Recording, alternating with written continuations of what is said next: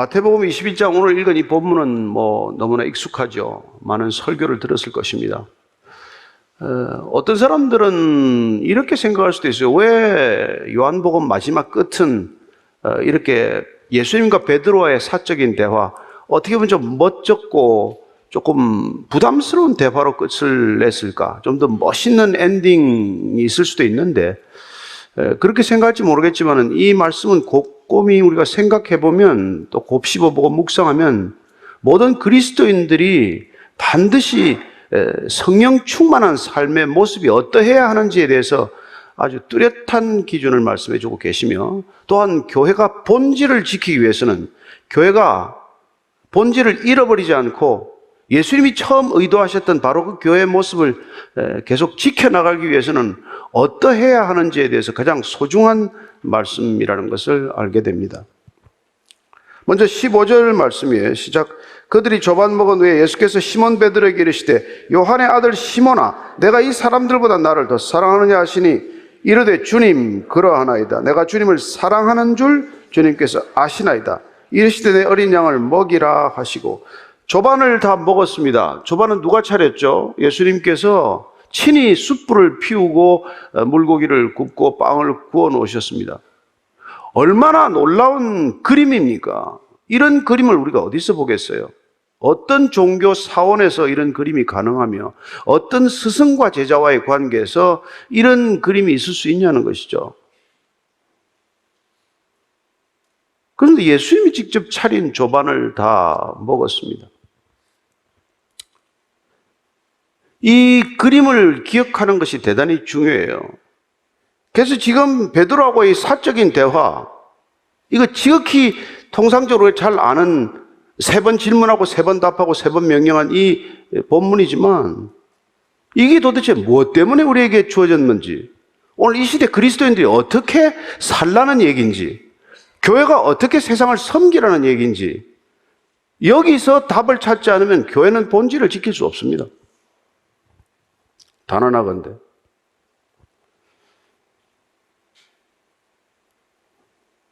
요한의 아들 시몬아, 베드로라고 부르지 않아요. 베드로는 이미 넘어졌어요. 믿음의 반석이라는 이름의 베드로는 사라져버렸어요. 다시 고기 잡는 업으로 되돌아간 시몬의 아들 요한이죠. 요한의 아들 시몬이죠. 그 이름을 부른 거죠. 내가 이 사람들보다 나를 더 사랑하느냐? 해석하기에 따라서는 내가 여기 있는 물고기, 배, 그리고 그물 가득히 올려온 이런 내 어획물보다도 나를 더 사랑하냐, 이렇게 번역할 수도 있지만, 그러나 문맥상은 이 사람들이라고 해 지금 6명 같이 그물질했던 6명 같은 제자들이죠. 이 사람들보다 너 시몬, 너가 나를 더 사랑하느냐? 왜 이런 질문하셨을까요? 베드로는 걸핏하면 자기가 주님을 가장 잘 섬기고 가장 많이 사랑한다고 주장하려고 애썼던 사람이죠. 그래서 주님께서 어떤 어려움이 있더라도 나는 끝까지 주님을 따르겠다, 호언장담했던 사람 아닙니까? 그리고 그래도 명색이 예수님 체포 당시에 그래도 칼을 빼서 예수님을 보호하겠다고 말고의 귀를 잘랐던 사람은 유일하게 베드로예요. 그이 늘 자기 자신이 예수님을 누구보다도 사랑한다고 그렇게 강조해왔던 그가 넘어지지 않았습니까? 그래서 예수님께서 너 정말 지금도 너 저 사람들보다 나를 더 사랑하냐? 대답을 못하죠. 당당하게 고개를 들고 대답할 수 없는 상황이죠. 그래서 아마 목소리가 기어 들어갔을 겁니다. 네, 제가 주님 사랑한다고 큰 소리 쳤지만은 어떻게 제가 넘어지고 어떻게 제가 도망가고 어떻게 주님을 부인했는지 주님 잘 아시지 않습니까? 그러나 그럼에도 불구하고 제가 주님 또 사랑한다는 것도 사실입니다. 그런 심경으로 답했을 거예요. 주님은 내가 사랑한다고? 내가 사랑한 게 그 모양이냐? 내가 사랑한다고 해놓고 나한테 그렇게 저주하고 부인하고 그랬냐? 따지지 않습니다. 여러분, 사랑은 따지지 않습니다. 예수님 따지지 않아요. 그냥 이 모습 이대로 나오기만 하면 그 모습 그대로 받으셔서 그걸 다시 회복시키신다는 것입니다. 내 어린 양을 먹이라. 다시 콜링을 주는 거예요. 부르심이죠, 다시. 나를 따르라고 했던 1차적인 콜링과는 달리 내 양을 먹이라는 이런 콜링, 목양의 콜링을 주시는 것이죠. 왜요? 3번 부인했다는 것은 전적인 부인이에요. 더 이상 회복할 수 없는 부인입니다. 그러나 예수님께서는 그런 부인일지라도, 그런 배신일지라도 주님의 사랑으로 회복하실 수 있기 때문에, 그런 부인이라고 할지라도 소명으로 회복될 수 있기 때문에 새로운 소명을 주시는 것입니다. 내 양을 먹이라, 내 양을 치라, 반복적으로 말씀하시죠. 이건 모든 그리스도인들에게 주시는 위임 명령이에요. 주님을 만났다는 사람, 왜 사랑하느냐고 물어보시고 왜 양을 먹이라고 하는 이 2가지 명령과 2가지 이 질문이 함께 가야 하느냐는 것이죠. 그것은 주님께서 맡기신 그 양을 돌본다는 것, 그건 주님을 사랑하는 것과 전혀 별개의 것이 아니기 때문입니다. 주님을 사랑하지 않고 어떻게 양을 먹이느냐, 이 말이죠. 따라서 내가 이 사람들보다 나를 더 사랑하느냐고 할 때, 베드로에게는 내가 있는 옆에 제자들, 다른 제자들보다 더 사랑하느냐고 물으셨다면, 저와 여러분에게 주님께서 이 질문을 하신다면, 아니 우리 모두가 이 질문 앞에 서야 하지만 내가 이 사람들보다 더 사랑하냐고 묻는다면, 우리는 우리가 사랑하고 있는 것들, 나 자신, 내 가족들, 내가 하고 있는 일, 내 사업, 내 일터, 내 나라, 내 민족, 심지어 나와 소유된, 나와 관련된 이 모든 것들보다도, 이 모든 것과 모든 사람보다도 내가 사랑하고 그 사람들이 나를 인정하고 그 사람들이 나를 사랑한다고 고백해주는 그 모든 사람들보다도 너는 나를 더 사랑하느냐? 라고 묻는 질문으로 우리는 받아들여야 한다는 것입니다. 결코 우리는 나 자신보다도 주님을 더 사랑하지 않고서는 주님을 따라갈 수 없기 때문에 그렇습니다.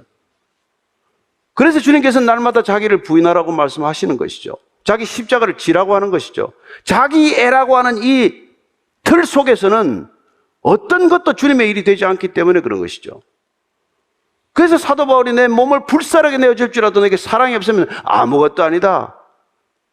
내가 아무리 방언하고 내가 아무리 무슨 뭘 해도 그건 소리나는 구리요 울리는 꽹과리나 마찬가지다. 그런 얘기를 하는 것이죠. 바울이 그걸 깨달았기 때문에 그리스도의 사랑으로, 그리스도께서 우리를 사랑하신 그 사랑에 우리가 못 박혀 죽지 않으면, 우리가 그분의 사랑에 못 박혀 죽지 않으면 우리는 펄펄 내가 살아가지고 모든 일을 내 일로 만들어버리겠죠. 그래서 이 시대는 어떤 자기 명상을 하는 사람보다도, 어떤 자기 수행을 하는 사람보다도 기독교인이 천박한 기독교인이 되는 것이죠. 예수 몰라도, 예수 안 믿어도, 교양으로 살아도 그게 무지막지하게 자기 중심적으로 살지는 않아요. 그러나 자기애라고 하는 그 틀 속에서 예수님조차도 자기의 수단으로 삼으면, 내가 있어야 예수님도 있을 수 있다는 그런 패러다임에서 못 벗어나면 늘 예수님을 내가 잘 안다고 얘기하게 하더라도, 내가 예수님을 위해서 뭐 헌신한다고 하더라도 헛소리예요. 예수님 얘기 안 하는 게 낫죠. 그러나 만약에 예수님께서 부탁하신 이 양을 먹이는데 그리스도의 사랑으로 나는 없고 바울이 부인했던 것처럼 난 날마다 죽노라, 내 안에 사는 이 내가 아니라 예수 그리스도시다, 이런 고백이 절절한 고백이요 진실한 고백이라고 한다면, 그러면 그 양을 먹일 수가 있겠죠. 양이 살아나겠죠. 양이 생명을 얻겠죠. 예수님께서 그 일을 하셨고 그 일을 이제 맡기려고 하는데 누구에게 맡기겠어요? 어떤 태도여야 가능합니까?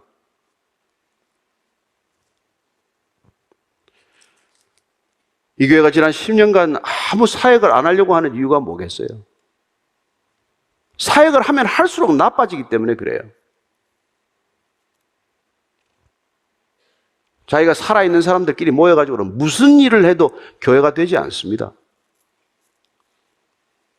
올해 여러분들이 정말 말씀을 먹고 나는 얼마나 내가 깨졌나, 내가 얼마나 나는 죽고 내 안에 그리스도가 사시는 것을 경험했나, 그게 여러분들 한 해를 평가하는 기준이 아니라면, 기도를 몇 개 했는데 몇 개 응답되었나, 그런 거 셈할 것도 없어요.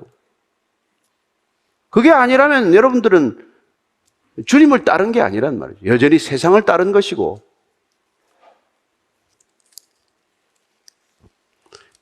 만약 주님을 그렇게 따랐다면 주님께서는 우리에게 말씀해 주셨습니다. 너희들은 정말 이 세상에서 맛볼 수 없는 기쁨을 맛볼 것이다. 얼마나 큰 기쁨인지. 요한복음 15장 11절 말씀입니다. 다시 읽겠습니다. 시작. 내가 이것을 너희에게 이르면 내 기쁨이 너희 안에 있어 너희 기쁨을 충만하게 하려 함이라. 기쁨이 충만한 순간들을 여러분들이 경험하셨다면 그건 우리 때문이 아니라 주님 때문입니다. 주님께서 베풀어 주신 것이 얼마나 크고 놀라운지.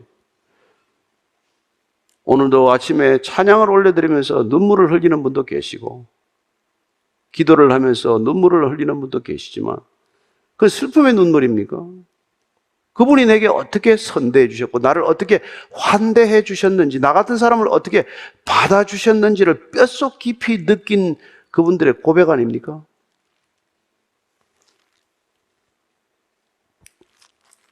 (17장 13절에서 한 번 더 이렇게 말하시죠. 시작. 지금 내가 아버지께로 가오니 내가 세상에서 이 말을 하옵는 것은 그들로 내가 기쁨을 그들 안에서 충만히 가지게 하려 함이니라. 따라서 주님께서 이 주시는 기쁨을 가지고 우리는 주님께서 오라고 하는 상상할 수 없는 길, 생명을 나누는 말도 안 되는 일. 여러분, 이 세상은 생명을 나누고자 하는 곳이 아닙니다. 여러분, 누가 생명을 나누고자 해요? 이 세상의 모든 메시지는 자기 중심적으로 살라는 것입니다. 내가 너 자신을 섬기지 않으면 어느 누구도 너를 섬겨주지 않을 것이라고 말하는 것이죠. 내가 내 값을 올리지 않으면 누가 내 값을 올려주겠냐? 이런 세상이에요. 철저히 자기 몰입을 추구해가는 세상에 살고 있다는 것을 기억하셔야 합니다. 여러분, 왜 핸드폰에 거울 앱이 있는지 아세요? 더 자주 보라고 그런 거예요. 핸드폰 뭐 보나 했더니 자기 거울 보더만. SNS 왜 그렇게 많이 하시는지 아십니까? 자기 거울이에요, 자기 거울. 자기를 들여다보느라고 정신없게 만드는 거라고요. 요새 40살에 읽는 쇼펜하우어가 베스트셀러가 됐더라고요. 그런 짓 하지 말라고 그 사람 200년 전에 얘기한 걸 지금 청년들이 읽고 있어요. 그만 제발 자기 몰입을 해라. 자기한테 그만 빠져라. 그 몰입은 남들을 의식한 몰입이어서 전혀 자기 자신을 끌고 갈 수 없는 삶이라는 것을 얘기해 주기 때문에 뒤늦게 애들이 그런데 뭐냐. 그러나 여러분, 그 메시지는 무슨 철학자의 메시지가 아니에요. 성경 전체가 내 자신에 몰입하는 인생처럼 비극적인 인생은 없다는 것입니다. 창세기에서부터 요한계시록까지 흘러가는 주된 메시지는 내가 내 자신의 인생에 몰입하고 내가 내 자신만을 위해서 전적으로 투자하는 인생이란 가장 불행한 인생이라는 것을 말씀해 주고 있는데 세상은 정반대란 말이에요. 그러니까 세상 속에 살면서 교회 아무리 다녀봐야 세상의 중력이 큽니까? 교회의 은혜가 큽니까? 여러분, 어느 쪽이 더 크다고 생각하십니까?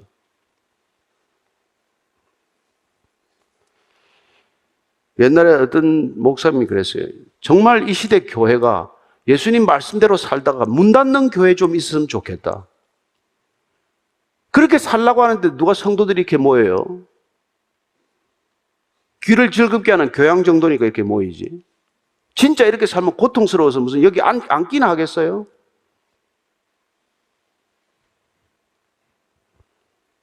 어쩌면 다 흩어졌겠죠. 선한 사마리아인이 되어서.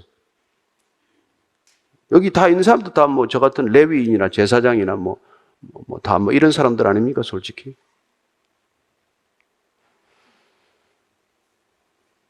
내 양을 먹이라, 내 양을 치라 3번씩 얘기하는 거예요. 그건 내가 내 목숨을 너희들에게 준 것처럼 너희들도 그 목숨을 주라는 것입니다. 사랑한다는 것, 기도한다는 것은 목숨을 나누는 행위여야 한다는 것입니다. 그게 아니고서는 아무 의미도 없다는 것이죠.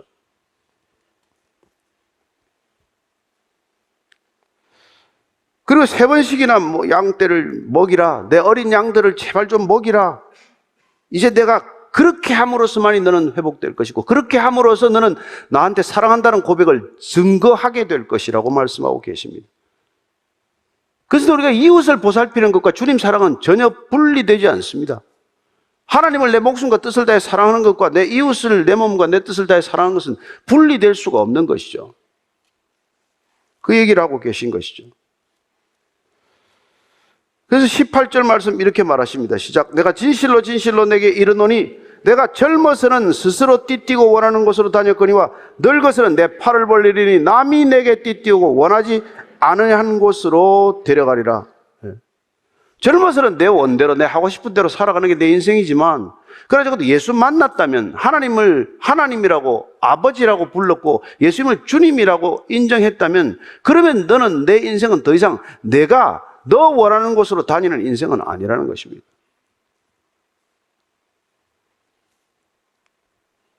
너는 내 팔을 벌리고 남이 내게 띠띠우고 너를 데려갈 것이다. 남이 너를. 19절입니다. 시작. 이 말씀을 하시면 베드로가 어떠한 죽음으로 하나님께 영광을 돌릴 것을 가리키심이라. 이 말씀을 하시고 베드로에게 이르시되 나를 따르라 하시니 목양을 하라고 하시더니 또 마지막 결론은 나를 따르라. 목양하다가 변질되지 말라는 거예요. 내가 하나님의 사랑에 못 박혀 죽지 않으면 너는 세상을 따라가게 된다는 뜻입니다. 내가 사랑에 못 박혀야, 그리스도의 사랑에 못 박혀야, 십자가에 못 박혀야, 십자가의 사랑에 못 박혀야, 그래야 나를 따라올 수 있다는 것이죠. 왜요? 많은 사람들이 따라가죠. 그러나 팬과 제자는 다르죠. 광팬이라도 자기 원할 때 뿐이죠. 광팬 티를 얼마나 낼 수 있습니까? 예수로 도배질 할 수 있어요. 집에도 온통 걸어놓고, 가게도 온통 걸어놓고, 말씀 걸어놓고. 그러나 그가 제자인가 팬인가는 그 삶의 열매가 말할 것입니다.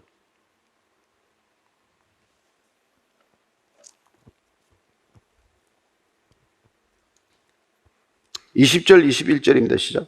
베드로가 돌이켜 예수께서 사랑하시는 그 제자가 따르는 것을 보니 그는 만찬석에서 예수의 품에 의지하여 주님 주님을 파는 자가 누구오니까 묻던 자더라.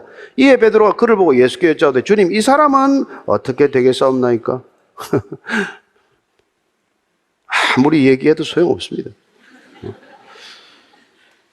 나를 따르라 했는데 요한이 따라가는 걸 보더니 갑자기 요한 쟤는 어떻게 됩니까? 저는 주님께서 지금 띠띠우고 남이 띠띠우고 너를 데려가려고 했는데 그러면 쟤는요?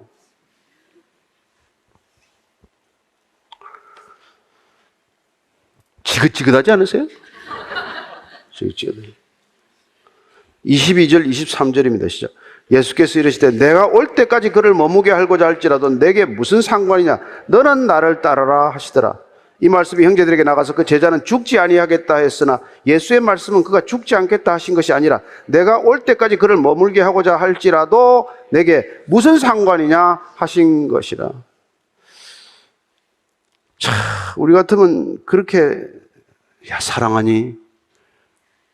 여러분 우리가 미워하는 사람한테 이런 질문도 안 하잖아요. 내가 미워 싫은 사람한테 너 나 사랑하니? 돌았니? 그러니까 이 세 번의 질문은 질문이 아니라 예수님의 사랑의 고백이라는 것을 알게 됩니다. 그렇게 세 번 내가 부인했지만 내가 너를 사랑한다고 말씀해 주시는 그 사랑의 고백을 듣고 그리고 그 소중한 위임 명령을 듣고 그러고 나서 눈을 돌리는 순간 요한이 보이니까 요한 쟤는 어떻게 됩니까? 이게 우리의 실상이란 말이에요. 주님께서 정말 조금 어이가 없으셔서 야, 쟤 내가 내 올 때까지 좀 살려둔다고 니하고 무슨 상관이 있냐? 그리고 너는 나를 따르라. 여러분은 목사를 따르는 게 아닙니다. 여러분 교회로 인도한 사람 따르는 거 아니에요. 통독 섬김이 따르는 것 아닙니다. 통독 섬김이 저기 반원들 가스라이팅 하면 안 됩니다. 제가 여러분들 가스라이팅 하려면 얼마든지 할 수 있어요. 여러분, 여러분과 저는 동일하게 예수님을 따라가는 겁니다. 각자가 따라가는 겁니다. 베드로 너는 나를 따르라. 요한 너도 나를 따르라. 따르는 길이 한 길이지만 각자 각양각색의 길들이 있어요. 그래서 달란트를 주셨고 그래서 소명을 주시는 것입니다. 베드로는 61년에 정확히 순교합니다. 로마의 목이 십자가에 달려 죽습니다. 그는 그때 철이 나가지고 나는 예수님처럼 이렇게 반듯하게 서서 죽을 수 없으니 사형 집행관에게 나는 거꾸로 매달아 달라. 예수님처럼 반듯하게 나는 십자가형 못 진다. 그렇게 죽었던 사람이에요. 그러나 요한은 할 일이 더 남아서 좀 더 오래 살았던 사람입니다. 베드로도 죽었고 다 순교한 뒤에 이 요한복음이 기록하는 게 그게 목적이었어요. 요한계시록을 쓰는 게 그게 사명이었습니다. 그런 그 사명을 위해서 90살 넘게 살았어요. 그러나 베드로는 베드로대로 주님을 따라갔고 요한은 요한대로 주님을 따라간 겁니다. 각자 다 우리는 주님을 따를 거예요.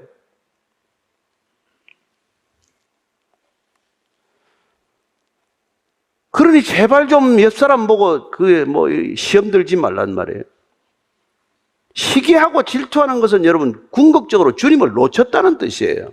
주님을 바라보지 않고 있을 때 우리는 자연스럽게 당연히 그렇단 말이에요. 주님 바라보고 이 시선을 그냥 돌리는 순간 요한 죄는 어떻게 됩니까?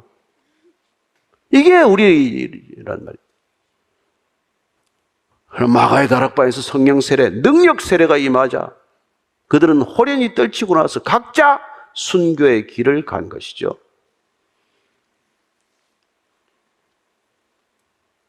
베드로보다도 요한이 오래 살았다고 해서 주님이 더 사랑한 겁니까?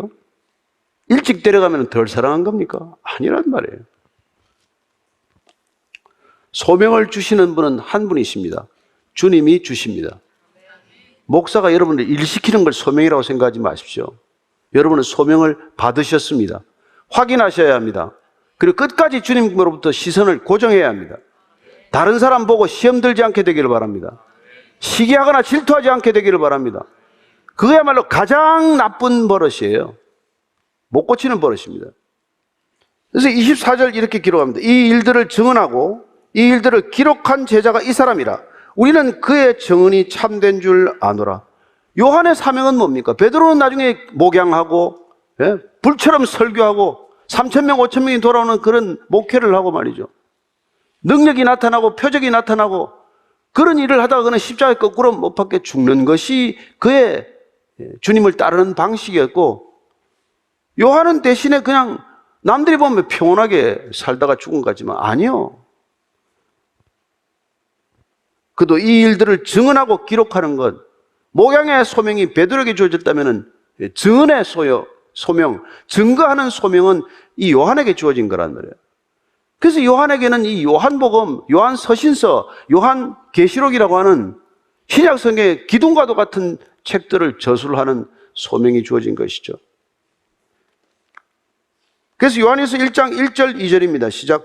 태초부터 있는 생명의 말씀에 관하여는 우리가 들은 바요, 눈으로 본 바요, 자세히 보고 우리의 손으로 만진 바라. 이 생명이 나타내신 바 된지라. 이 영원한 생명을 우리가 보았고 증언하여 너에게 전하노니 이는 아버지와 함께 계시다가 우리에게 나타내신 바 된 이시니라. 이걸 기록하는 것, 이걸 증언하는 것, 이게 요한에게 주어진 소명이었던 것이죠. 그는 이 소명에 충실하게 사느라고 마리아를 끝까지 모셨고, 그리고 그에게 주어진 요한 공동체를 통해서 이 모든 것들을 증언하는 소명을 잘 감당했던 사도입니다. 25절 읽고 정리하십시다. 예수께서 행하신 일이 이외에도 많으니 만일 낱낱이 기록된다면 이 세상이라도 기록된 책을 두기에 부족할 줄 아노라. 좀 과장된 표현이긴 하지만 예수님께서 많은 표적과 기사를 더 많이 행하셨지만 다 기록할 수 없었다는 것을 얘기하고 있는 것이죠. 그리고는 왜 이 요한복음 7가지 기적, 7가지 표적, 7가지 예수님의 자기 정체성 선언, 그리고 마지막 이 목양과 마지막 그리스도인의 삶의 자세를 위한 이 마지막 21장을 기록하게 됐는지를 다시 한번 우리가 20장 31절 말씀을 통해서 한번 확인할 필요가 있습니다. 시작. 오직 이것을 기록하면 너희로 예수께서 하나님의 아들 그리스도이심을 믿게 하려 하며 또 너희로 믿고 그 이름을 힘입어 생명을 얻게 하려 함이니라. 믿으라. 그리고 영생을 얻으라. 믿음으로 영원한 생명을 얻으라. 믿음으로 구원받으라. 따라서 요한복음은 믿음을 위한 책이요 영생을 위한 책입니다.